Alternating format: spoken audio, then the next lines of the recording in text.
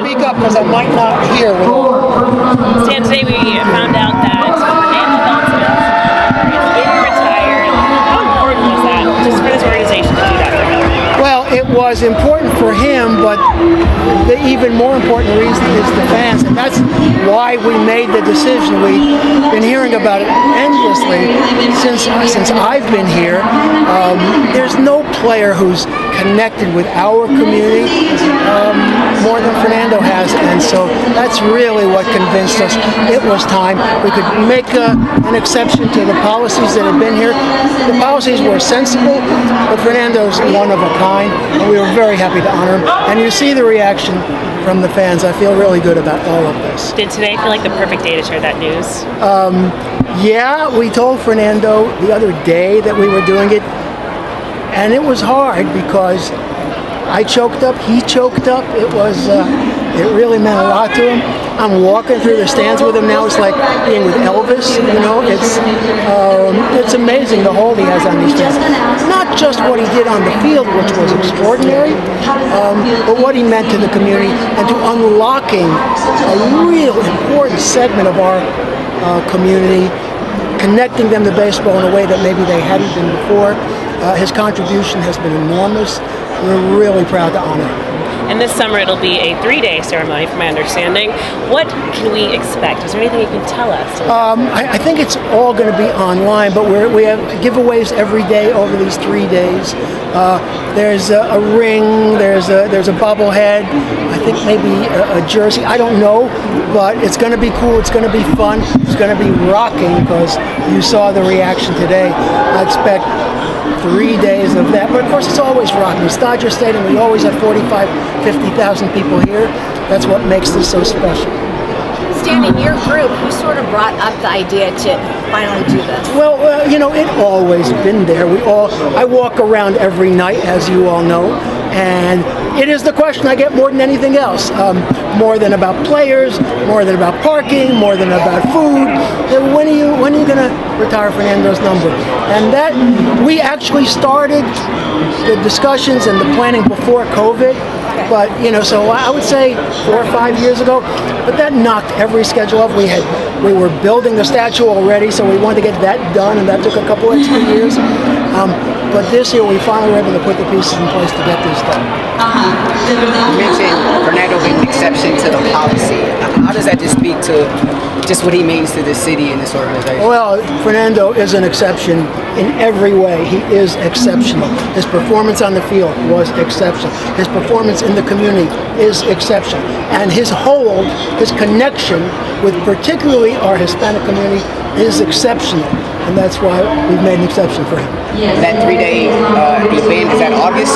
That's it. That's in August. It's somewhere in the release. I don't know the exact dates. I'm weak on details. But I do know. The big picture, though, we got that right. We're retiring his number, and we're really happy. Instead, you talk about the exception for Fernando Valenzuela. Do you think this possibly opens the door for some other Dodgers legends down the line to get their number retired?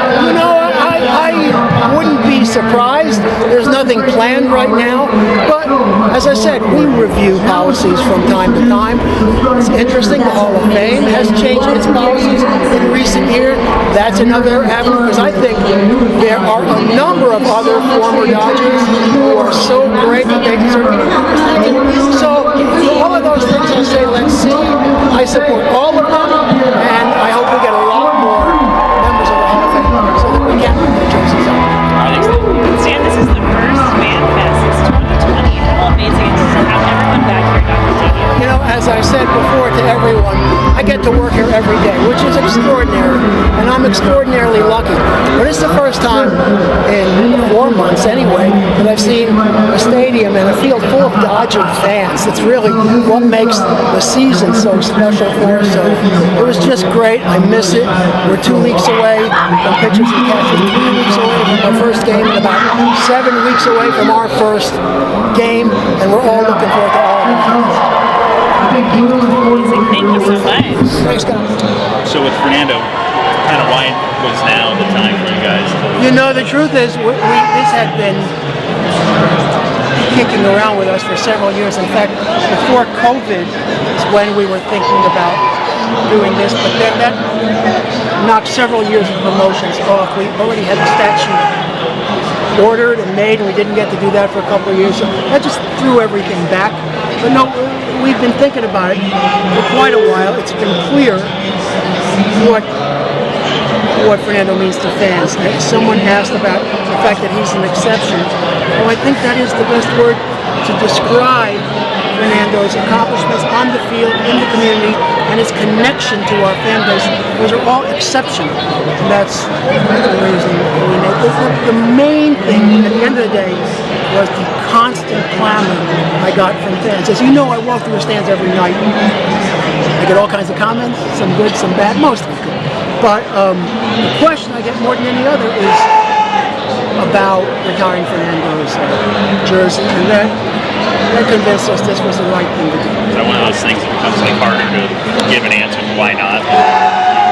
Well, we had the policy, but at the end of the day, it's just made more sense than sticking to the policy. Are there any future adjustments to the policy, or is this so exceptional? You know, it is an exception, but who knows what the future holds, right? I don't have anything on the drawing board about that now, but we always look at our policies. As I said, we'll continue to do that from time to time. Also, it should be noted in recent years, the Hall of Fame has also changed, and I would say liberalized some of its policies. So who knows how that affects other people. And I think there are a number of people who have a real claim to join the Hall of Fame. I'm supportive of all of them. I will continue to support all of them. So we'll see. The only one I feel pretty good about going up in the future, and I think it's okay to say this, is Clayton Kershaw. I feel pretty sure about that. But as for anyone else, I support all of them, and I hope we do get along. Fernando the news. I gave him the news. How was that conversation? I wore my sunglasses today just in case, because as I was telling him, I started to choke up. He started to choke up. The people around us were choking up, and so I was okay today, but I had the sunglasses just in case. He was emotional. He did not expect it. We caught him completely off guard, just like I hope we did most of you today, because the reaction, which was genuine, was really fun. And I was really glad to see that. You mentioned the questions that you got, but did you get a sense that it was weighing on him at all, just that it hadn't happened? Never had that. Fernando is such a low-key, low-maintenance guy. It's hard to get him to talk, which is an interesting skill for a broadcaster, but you know, he just doesn't like to do it. But I will say that day, he did kind of like Sandy with his statue. Remember that? None of us expected. Well, Fernando wasn't prepared, so he didn't go on and on like that. But I've been with him the other day, here again today, on the SNLA set. He's talking just fine. He's appreciative, he's overcome. It was unexpected for him, and that made it even sweeter for all of us. Stan, if you were like an alien coming to Earth, you would notice that nobody's won 34 since Fernando. It's not up there, and yet you're getting choked up and he's getting choked up. Why do you think it meant so much to you? Well, because Fernando means as much to me as he does to any fan. He really does. I was running another team way back during his heyday, and as a business person, I marveled at the phenomenon of Fernando Mania. And as a competitor, you know, I was terrified in those years of having to face him. The Dodgers, are you kidding me? With all their history and all their great players, now they have found this? What the hell? But that's what it was like. But as a fan, it was amazing to watch. What, another shutout? This can't be real. Wait, another complete game? You know, that's what it was like, especially that first year. So, if you're a baseball fan of any kind, you appreciate how exceptional Fernando has been. And if you're a Los Angeles fan and realize how exceptional has been his connection to his fan base, it's all the more important. Did you tell him here, like in your office? Or?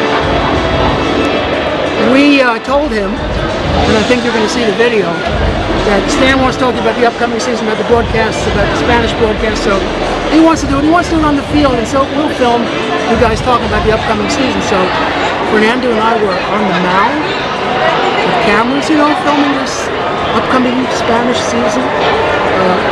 We had strategically the retired numbers in the background. And we were just talking there until I said it, we had no idea what was coming. It was great. You will see the video. It was great. You seem kind of proud that you kept this a surprise. Well, you guys are so good at what you do. You know, being able to keep anything from you guys is impossible. So, Stan, did I hear you correct that like the whole like number going up there is going to be in August? August 11th to 13th.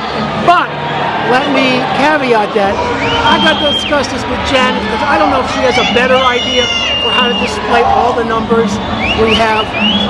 So I don't know that for sure, but as it stands today, yeah, this number is going to go up there and out there. We move it from the legends over to the but we are adding some more legends later this year as well. And next year, I think we're going to really step that up because we have so many players that really fit those qualifications. We just really do. We're blessed with that. What's the plan to do the number on the Friday that weekend? Number on Friday, I think bobblehead Saturday, and ring on Sunday. Replica 81 ring on Sunday. I think. But it's in the releases. And don't forget the lights and the drones. God, that's going to be very cool. You guys seen drone shows? Never. I've seen Look them up online. You won't believe what an array of hundreds of drones. Anyway. No, but the drone shows you can be able to have them even if the game runs late. What? If the game runs late, Yes, you can still have them. we talked about that. That's right, because they don't make any noise. But with the rules this year, games are never running late again. Yeah, so that's not a problem anymore. Forward to that.